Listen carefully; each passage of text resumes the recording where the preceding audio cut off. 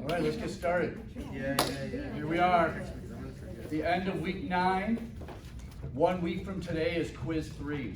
So you have this lecture, you have Tuesday's lecture, and then the quiz. I don't know what to say about that. Today should be pretty easy. We're going to be doing pivot tables. That's the main subject today. The reason pivot tables is so important today is because, from what I'm told from 302 professor, she has told all of us that she wants you guys to be prepared for pivot tables in 302s. I'm assuming that means you're going to be doing a bunch of them. So that's what we're going to talk about today. And they're not hard. I'm going to show you several examples. Then we're going to get into the Poisson table. Here's the bad news about the Poisson table. Because I'm covering the Poisson table, not the manual calculation, not Excel, but the Poisson table, that means you could have a Poisson question on your quiz, but it's going to be given away if it is on your quiz, because it will say use the table, the appropriate table to solve. But you've only learned one table so far, which is Poisson, so it'll kind of give it away. So I got to figure out if for sure that's even going to be on the quiz, because it will give it away what it is. So I don't know. But anyway, that's what we're covering today also. Let's talk about this week's instructions, because the homework is a little different than normal. The Excel part is the different part. All right, let me just show you what it looks like. Where is it? Is this it? Here it is right here. And I want you to notice, we have data from row 8 all the way down to,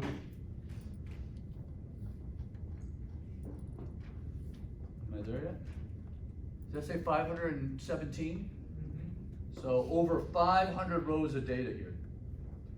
The good news is, well, hang on, let me keep going with the bad news. The bad news is that this is one of the few assignments where you have to do it correct or you have to redo it. There's either you get the grade or you don't get a grade. You have to do it till you get it right, and then you get a grade. You'll get 100 if it's on time, but if I don't get it until, when does this due, Tuesday? If I don't get it till Tuesday, and after and then class, I have to give my lecture and get it back to you. Now when you redo it and get it to me, now it's late. So now the most you can get is 75. So that's the risk you take. This may be one of the few that you may want to hand in early, only because I'm going to dedicate to make sure that every time everyone hands in an Excel spreadsheet as part of their homework, that I'm going to try to review it within a couple hours from the time you hand it in to get back with you right away if I see a mistake. If I see a mistake and get back with you, I'll mention, hey, I see an error. It looks like you may have done this wrong. Please redo this as soon as possible. Because now the clock is ticking that you get it in on time still. So this is one of the few assignments you have to either do right or redo, the Excel portion. And what's different about it is you have to hand it in with a spreadsheet via email. That's why you can hand it in early. This has to be handed in via email. You can't write this out by hand. Even if you're handing this in late, you must still do a pivot table spreadsheet. You can't hand draw the pivot table. That's what's odd about this week's assignment. So it has to be handed in by spreadsheet, not handwritten, and it has to be done until you did it right. It's not that hard, so it's not hard to do it right the first time. You should be able to get it. What's specific about it is that I have given you step-by-step directions how to do it. Here's number 1. Create a pivot table that will display the amount of purchase from each region. So look at the regions here. You're going to make regions into rows, and there's only 4 regions that I can see. There's east, west, north, and south. I don't see anything else other than those 4 regions in there. And then it's asking for amount of purchases. So here's all the amounts right here. So it looks like this column, amounts, and this column, regions, will be the ones used for this first pivot table. And I go over it step by step how to do it, and I'm going to do a couple examples here in just a minute. Number 2 of your homework. So, by the way, it says specifically here to make sure and create this pivot table on another worksheet. So down below where it says sheet 1 right there, there's gonna be a sheet 2 and a sheet 3 when you hand this in. With a pivot table on sheet 2, which is the first pivot table, and another pivot table on sheet 3, which is the second pivot table. And then you save it, and you may even rename it and add your name up here in the title as part of the name of the spreadsheet, and then hand it in. With your written assignment if you want, or you can bring your written assignment separately to class like normal. That part's not a big deal compared to the spreadsheet. The spreadsheet is a big deal because you have to do it right or not get a grade at all. So that's maybe something you hand in early, separately from the written part. If you want to hand them in together, that's fine. The second spreadsheet is asking for, let's see here, a pivot table that displays the average amount for purchases in each region. So again, we're using regions, north, east, south, west, but it's not just the purchases. You gotta click on something to say, hey, I want you to calculate the average amount of purchases for each region. So there's an extra step there. But I'm giving you step by step what to do. I mean, let me just read these steps so you can see how detailed this is. Everything, let's see, everything is complete, the exact same as above. Well, let me go to the one above then. Let's just go through this one. It says, first, highlight the data range from A7 all the way to the bottom of the data. So it's saying you go to A7, like right here. Now look at what that means. A7 includes the headings, not just the data. There's the biggest mistake you can make, is not realizing that when you highlight all these cells, watch how I highlight it. I'm holding down my left click and I'm just highlighting all the cells, but notice I'm gonna go all the way to the bottom if I kept going, but I'm not. Notice I included, and maybe I should have went over a little farther, I can't tell, but I'm including the headings. That's the #1 mistake that I see when these get handed in, is that when you went and highlighted everything, you forgot to highlight the headings as part of the data. You gotta highlight the headings so the Excel can recognize the headings to know which, it's gonna repeat those headings in the list of items that you can put in the pivot table. So that's why you gotta highlight those headings so it knows what columns exist that could be part of the pivot table. Then it says select insert tab. There it is at the top. There's the insert tab right there. Then it says select pivot table to the far left. There's pivot table right there. I click that little arrow. Then it says select new worksheet. Okay, I thought I added it there. It should also be saying now select from table range. So let's add that right now. Hang on. Let me go back here. Pivot table far left. Then select, what did it say? I forgot already. It said, hang on. I don't have anything highlighted. Was it table and range? Like a slash between them maybe? Yeah. Okay, hang on, let me get this back out of here. Select table, like a slash range. That would be the next thing you select. So there it is, added instructions, hit save. Okay, so let's do it again. Highlight the area. So I'm highlighting the titles plus, look, I'm going past it even, going all the way down. Pretend I went all the way to the bottom. Then it says, click the insert tab. Then it says, click pivot table. Then select table range. Then make sure you say new worksheet. The range, look, it says A7 to G22. It's not gonna be A7 to G22. It's gonna be A7 all the way to the bottom of 500 and something. Is where those are the real range.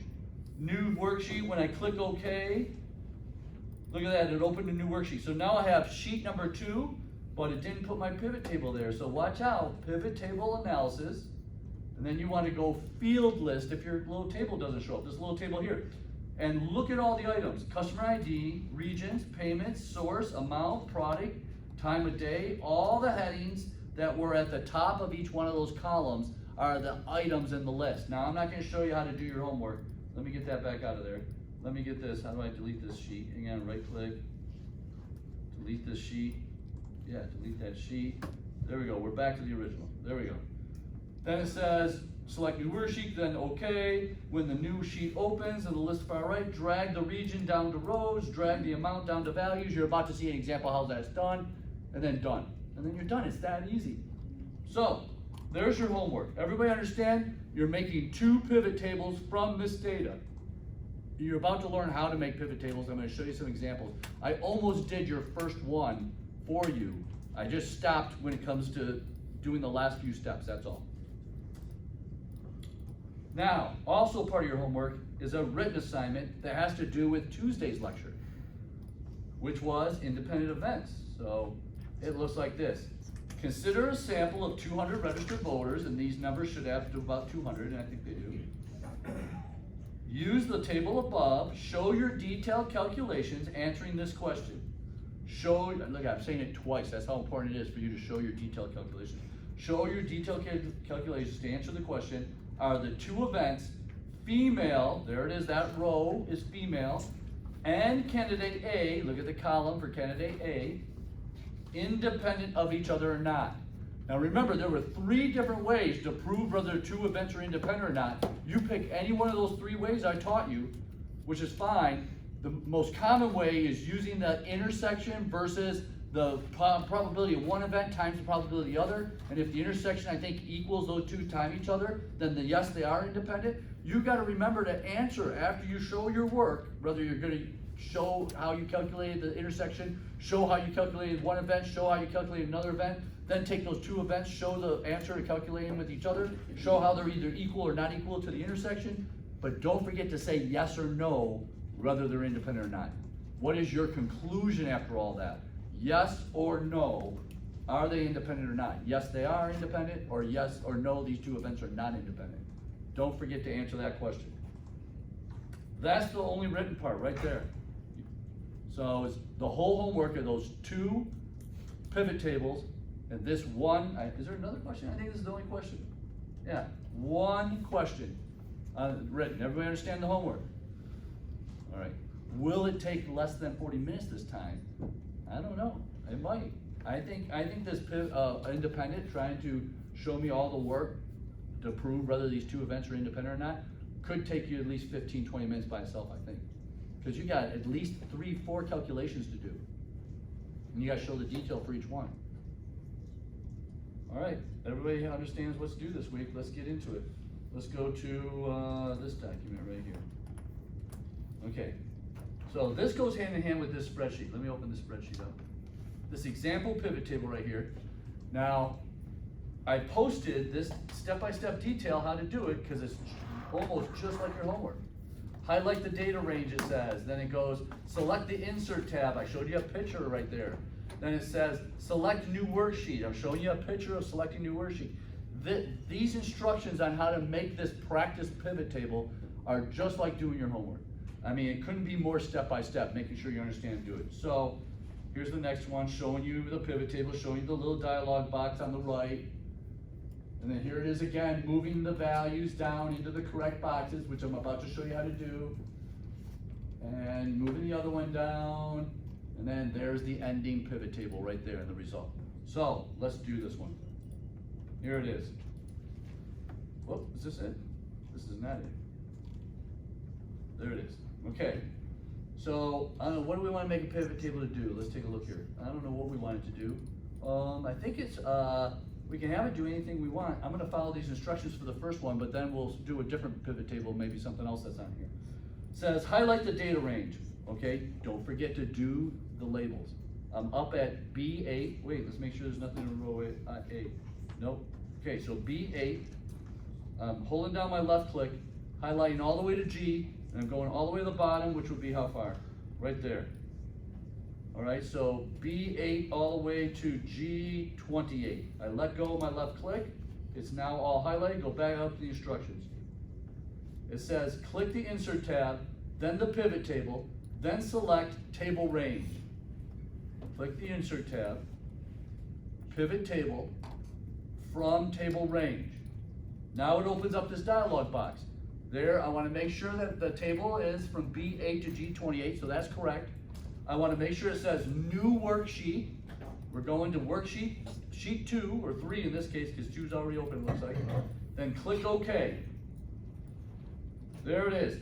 The dialog box didn't open, so because this little dialog box to the right didn't open, go to Pivot Table Analysis, then left click on Field List. Let me repeat that. I'm going to close this dialog box. I'm going to close it because this is the part everybody forgets. Okay, I'm on a new worksheet. I'm on worksheet 3 because from worksheet 1 I followed the instructions to say new worksheet, so it took me to worksheet 3. but it didn't open up this pivot table dialog box. So I have to go to pivot table analyze, field list. There it is. Here's all the columns, order number, item, category. What do the instructions say to do? It says new worksheet, create pivot table. When the new sheet opens, look at the list on the right side. If you want the table to show revenue for each product sold, click on item, drag it to rows, click on revenue, drag it to values. Okay, so the first one's gonna be the different products, the different items. Let's see, bolts, hammers, irons, hammers, nails. So it looks like there's 4 of them: bolts, hammers, irons, and nails. I don't see anything else on this list. So there's the items, and then I'm gonna want, let's see, what is it? Amount of revenue. So where's revenue? There's the revenue, the column E.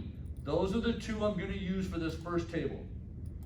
Now, I want the items to be in rows. So what I do is I take my pointer right up where items are, and it turns into like a double crossed arrows.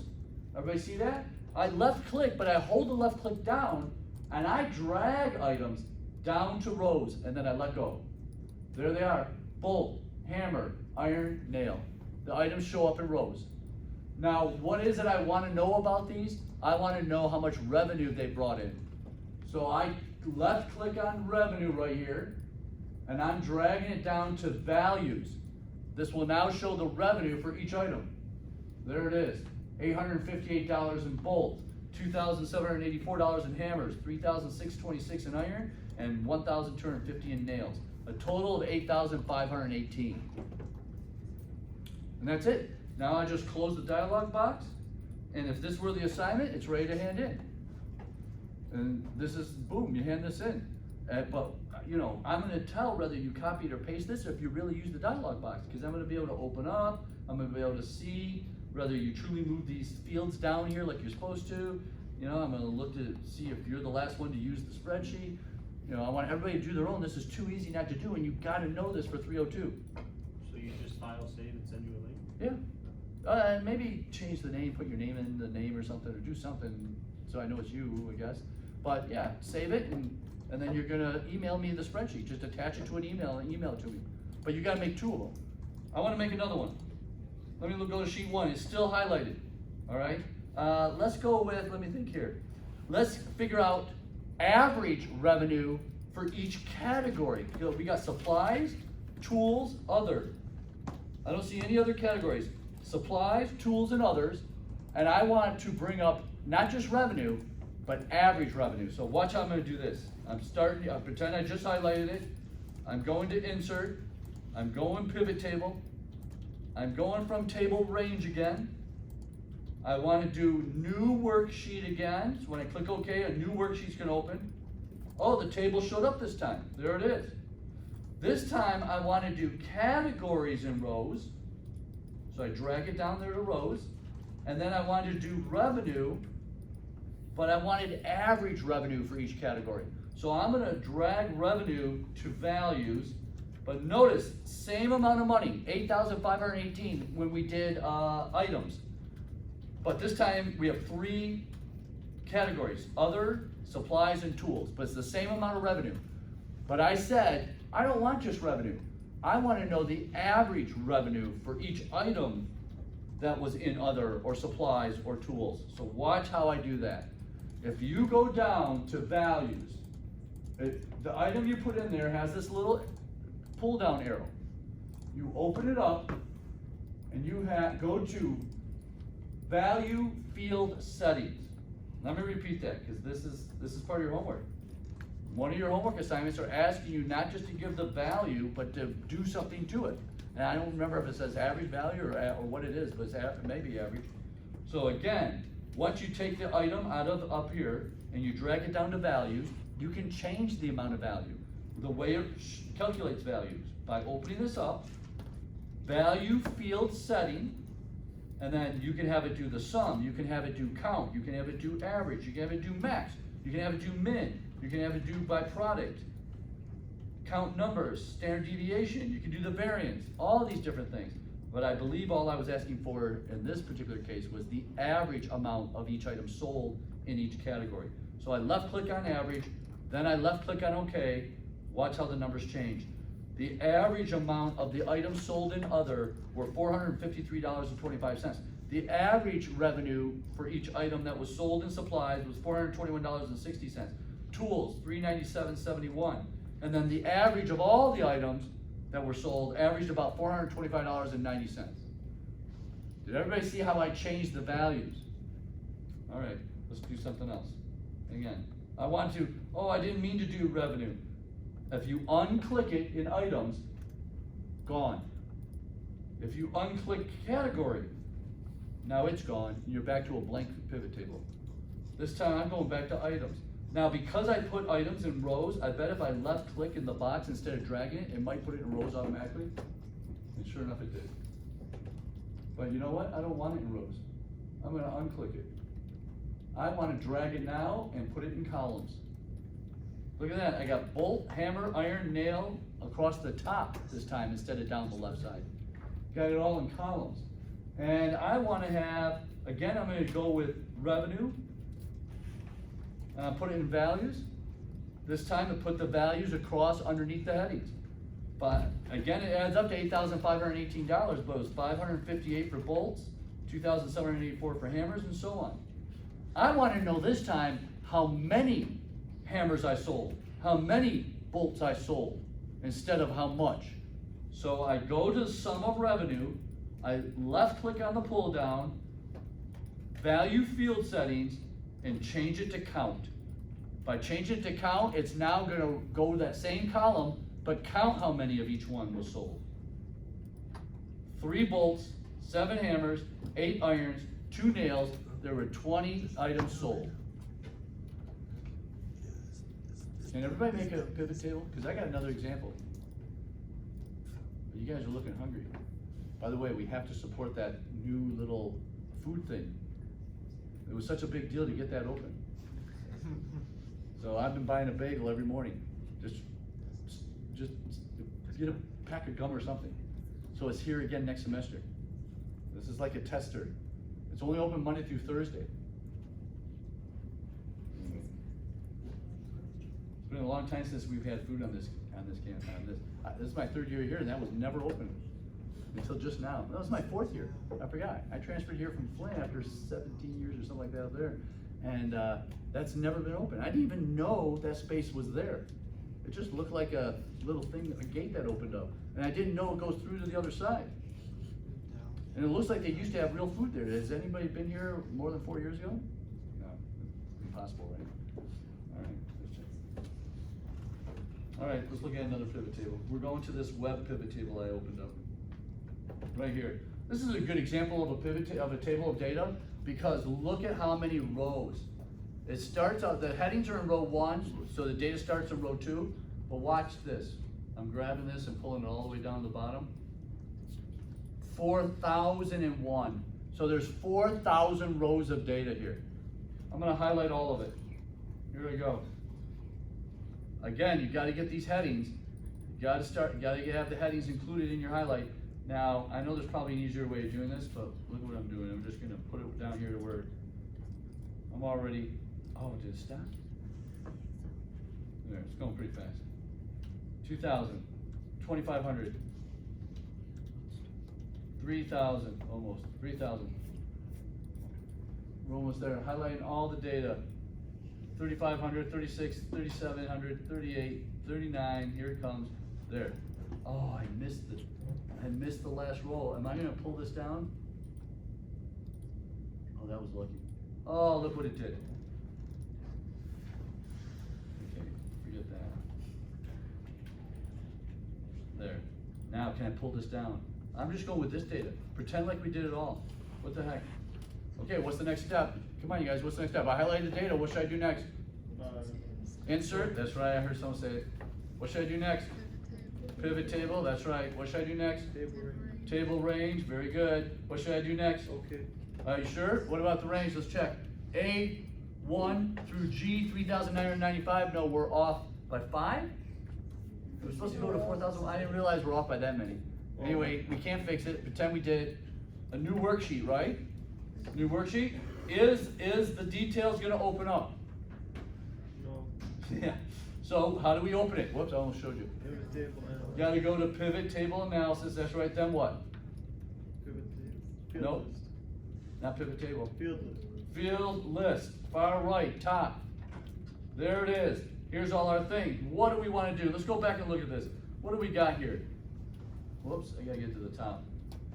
We have party affiliation, just voter numbers, I guess. Precincts. How about this? Look at the precincts. Look at, there's like 208 here, there's a 211. So there's another 211. Let's say we want to know how many voters there are in each precinct. All right, so let's go back to our worksheet. We're going to take precincts and make rows out of them. Let's see how many. Oh, there's a ton of precincts. The number of voters, let me think here. What can I could just put the voter itself. No, what, each precinct. It's how many in each precinct, right? Well, what if I just put precinct in value then and switch it to count? Let's see what it does. Look, I got precinct in each one. I got precinct over in rows, I got precinct in values, and it's telling me how many from each precinct, because I switched it to count each one. Now what I want to know is, does it add up to 3,995? It adds up to 3,994 because row 1 were the titles of each column. So we actually only have 3,994 rows highlighted because we went all the way to 3,995. But look at what it did, it counted. So here's an example where I made a pivot table using the same column in both areas. What happens if I move precinct to columns? Now it just goes all the way across, but it's still 3,994. How many in each one, each precinct? Could go that direction if you want to. Let's get rid of these. Now they're out of there. Let's go party affiliation, row. So there's going to be American Independent, declined to tell what party, Democrat, Green, Republican. I bet most of them are declined probably. And let's say we want to know how many of each one. So again, I'll just put party over here and then switch it to count. Whoop, hang on. Boom, switch it to count. Hit OK. It already was on count. 2,153 said Democrat, 1,190 said Republican, 549 said decline to answer. So I was wrong. I thought most people would decline. But the Democrats seem to be proud. 2,153 of them. And 1,190 Republicans who were proud also. Then you have some Green Party and some independents.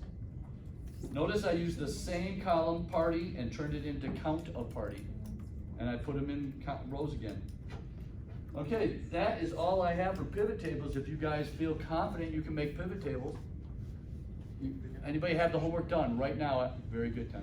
Very good. I just sent it to you guys. You just sent it to me just now? There you go. So that means after I eat, I'm going to look at it to tell you if there's any. I'm not going to send you anything if it looks right, but if there's something wrong, you'll hear from me within a few hours. All right. Okay? You just sent it also? I did, but does this count as like our? No, you cannot hand in anything as a participation email. It can't even be an attachment. It has to be an email that's independent of anything on 2 separate days that you could be asking any question you want or no question at all. You can just say, I want participation. So no, it doesn't count. But good try. I like that. All right, let's go to the table. We're ready to switch subjects. Poisson table. Oh my God, we're back to Poisson. How can this be? Wait till you see how easy this table is though. I thought, okay, what Poisson questions can we use? And then I realized we can use an old homework assignment. This is from week 6, when we learned Poisson. And we can also check and see if we got the right answer, because there's the answer right there. Here is the key to using a Poisson table. You only got to know 2 numbers. What is x and what's the mean? That's it. And then you could go find your answer on the table. What's weird about it though is the table gives you the exact answer for one number, 1x. So if you have a question that might say 3 or less, you got to look at the table for 3. You got to look at the table to find the answer for 2. You got to look at the table to find the answer for 1. And then look at the table and find the answer for 0 and add all 4 of those together to get to that answer off the table. Let me go back to this first one. This says exactly 3 flaws. We go to the table for 3 flaws, whatever the mean is. There's our answer. It's going to be right there. 0.1954. That's what's gonna be on the table. But for this one where it says 3 or less, you gotta go to the table and find the 3, the 2, the 1, the 0, and add them up. What if this said 8 or less? You could maybe go, or let's say this said, let's say this said 3 or more. You can't add up 3, 4, 5, 6, add them all up. Instead, if this is 3 or more, you're gonna add up 2, 1, and 0 and subtract from 100%. That you're gonna find the opposite of 3 or more, 2, 1, 0 off the table, add those together, subtract from 100%, subtract from 1. And that's how you find then the mores. If that were more, is there more on here? 5 or more. So instead of doing 5 or more, we'll do 4, 3, 2, 1, 0, add them up, subtract from 1, that will give us the answer for 5 or more. So let's look at this table so you can see this. We'll start with the first one. 3 flaws exactly. So we know X is 3. We know which row to use, but we don't know the mean yet. What's gonna be our mean? Let's take a look. The textile manufacturer process finds that on average, 4 flaws occur every 60 yards. Is the question about 60 yards? It is about 60 yards. So we don't have to convert the mean at all. So our mean is a 4, and the question's about a 3. Here's our two numbers. X is 3, mean is 4. Let's go to the table. Table starts out with the means across the top. 0.1, 0.2, 0.4, 0.8, 0.1. We're trying, here's all the way to 2, here's all the way to 3. Our mean is a 4, I think. Yes. So we're going all the way to this column right there. Here's your answer for the probability of that many flaws in 60 yards when the mean is 4. For all of them. The number we're looking for is for exactly 3 flaws. There it is, right next to my cursor. 0.1954. There's your answer. You didn't have to do any manual calculation. You didn't have to do an Excel equation. There it is, right off the table. 0.1954. Let's check and see if it's right. Go back to our old homework. Right there, 0.1954. There it is. Okay, that was easy, because that was an exact. Let's go to the next one. The next one says, what's the probability of 3 or less? So now, our mean is 4, but we gotta do 3, 2, 1, and 0. We gotta find all 4 of those and add them up off the table. So that's the part that's a little more difficult. Whoops, where's the table? So here's 4, here's 0, 1, 2, and 3. So we would add up which one's that? That is the 4, right? Is this 3, 3 or less? So that would be 0.1954, 0.1954. The 2 is 1465, 0.1465. The 1 is 0.0733, 0.0733. And the 0 is 0.01, 0.0183. You would add all those up, and you would get the same thing we got here for the answer, about a little over 43%. Does that make sense? This is about 20%. That's about 35, 42, 43, and then the change is that takes it a little over 43%. Everybody see how this table's used? Let's do a more than. So we have every direction, so we know how this table's used. This one says, what's the probability of 5 or more? Let's go back to the table. Again, the mean is still 4. 5 or more. Now look at what we'd have to do. From right there, that 1563, we'd have to add up the 1042, the 0595, We've already added up. What is that? From 3 or less, we could just add number 4 to it and 5, add these 2 to it, because I'm sorry, is it 5 or more? All we gotta do is add up 4 to that and subtract it from 100%. And we found the answer for 5 or more, because it would be so much easier to find the less than. So the only thing missing is another 1954. Notice the probability is the same for 3 and 4. 1954, so if we have a 4 here, this would also be 1954. This was about 43%, wasn't it? About 0.43 something. So we're adding about 20% to it, so that's about 0.63 something. Let's see if that's correct. Oh, wait, I'm sorry. 1 minus 0.63 something would be 0.37 something maybe. Let's see what the answer is for 5 or more. For 5 or more, the answer is 0.3 something, 7 something. 0.371163. all I did is I added up off the chart for 4 or less, the opposite of 5 or more. Then I add them up, and then I subtracted from 1 to get 5 or more. So I took 4 or less, subtracted from 1 to get the opposite, 5 or more. Can everybody use the Poisson table on their next quiz a week from today? Because it's not on your homework. Well, we're cruising. Yes? To solve for Poisson or just this whole chart they named it? If you have a Poisson question, it's probably gonna say only solve using the table. You guys show me which numbers you're using and show me which ones you added together. And if you have this extra step, you might have to show me that. Does that make sense? Real quick, hang on, let's go to D. I just realized something. What happens if the interval changes? So in this case, don't forget, it's 4 flaws every 60 yards, but this question says, what's the probability of, I'm on D, 2 or less flaws in 30 yards?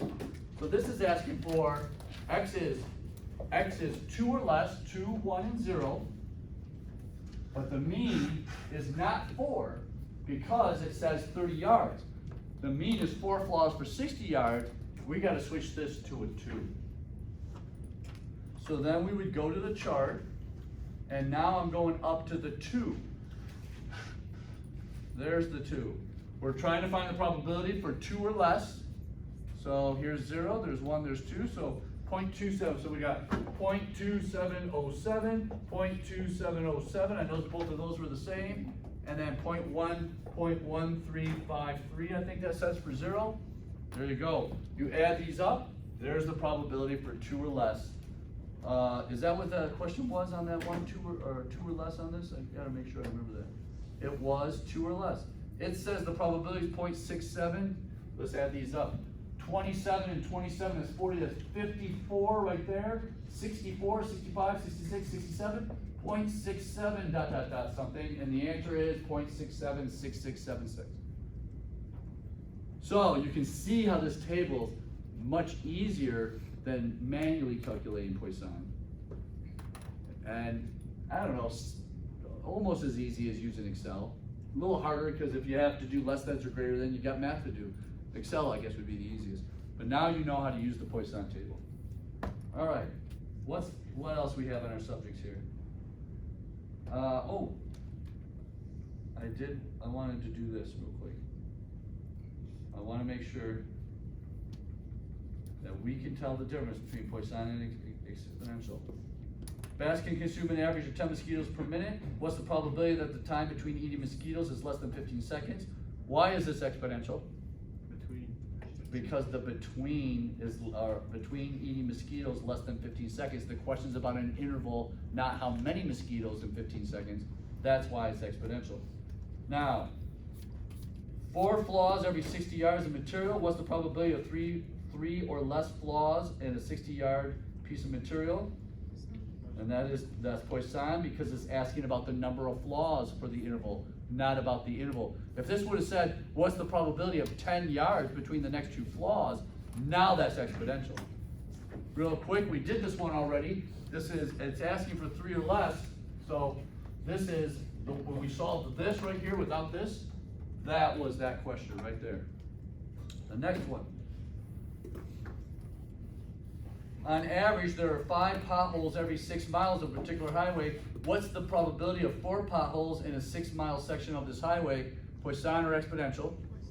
Poisson, because it asks for the probability of 4 potholes. If this would have said, what's the probability of a mile between the next 2 potholes? That's exponential. But this is asking for the number of potholes over a 6-mile section. What would be X? What would be X? What would be the mean in that question? X would be what? 4. No. 5. 5. It's asking on average. Oh, and I'm sorry. It is 4. I mixed up the mean with the question. Hang on. X is 4. Thank you. Sorry about that. X is 4, and it's over a 6-mile highway. The mean is being described over a 6-mile highway. No reason to adjust it. That's a 5. Could we look this? Is this asking for 4 potholes or less, or 4 potholes or more? Exact 4 potholes. This would be an easy one to do in our chart. What was the mean? 5. So we go down to 5. and it's asking for 4 potholes. So we go across 4.1755. The probability of 4 potholes, when usually there's 5 in that same stretch of that distance of highway, is about 17.5%, a little more than 17.5%. All right. Okay, I have to review one more thing. I don't even have notes on it. I didn't think we'd get this far, but we are. So, here's what I want to review. I want to make sure you're prepared for something that I already lectured on that was really important, that I don't think I emphasized it enough. All right? Matter of fact, let's just use one of these questions right here, and I'll just change it. Where are the ones we just looked at? Right here? Here we go. An average time between email messages during working hours is 15 minutes. What's the probability there'll be at least 30 minutes between the next 2 emails? Poisson or exponential? Exponential, because it asks for the probability of 30 minutes. Now I want to change this question. Right now it's saying the mean is 15 minutes. So the mean is 15 minutes. And the question right now says that there's 30 minutes between the next 2 emails. I want to say between 10 and 30 minutes between the next 2 emails. 10 and 30 minutes. This is where you're being told to find the exponential probability between 2 numbers. Do you remember me going over this a little bit? And I said you got to go the same direction. So that means I'm going to use Excel. The mean is 15 minutes. We got to turn this into lambda. If an email doesn't come for 15 minutes, in 1 minute, because the question's in minutes, in 1 minute that would be 1/15. If you want to see the cross calculation, that'd be 1 per 15 equals x over 1 minute. How many in 1 minute when there's 1 in 15 minutes? 1 times 1 divided by 15. Lambda's 1/15. So now the question says I'm going to go equals exponential dot distribution parenthesis x. The bigger number, I'm going to do the 30. If I have it backwards, I'll just switch that to 10. If I end up getting a negative answer, I'll switch it to 10. 30, 1/15, comma 1, minus, I don't put another equal sign, minus exponential distribution, this time it's about 10, comma 1/15, comma 1. That's how you solve it between 2 numbers. You find the exponential probability of one number, you find the exponential probability of that other number or less, both of them on less, and you subtract the 2 results.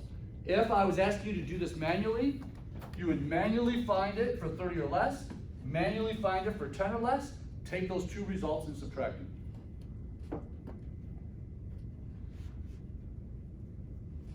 That's why I wanted to make sure you reviewed. I guess my big hint is, the odds of this now being on your quiz are pretty strong, I guess. But since we're talking about probabilities. Ready for the in-class? You sure? All right. Let's do our in-class.